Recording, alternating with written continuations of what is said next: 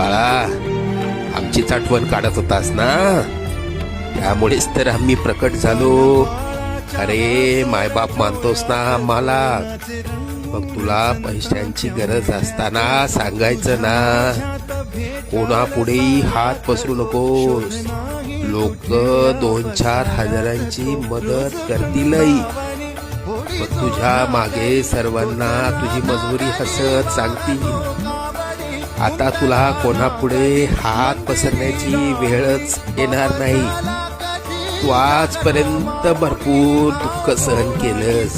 लवकरच तुझ्या रडक्या भाग्यात सुखाचे दिवस येतील. तुझ्या मनात असलेली इच्छा पूर्ण होऊन अक्कलकोटला पेढे घेऊन येणं होईल. येशील ना आम्हाला भेटायला अक्कलकोटला?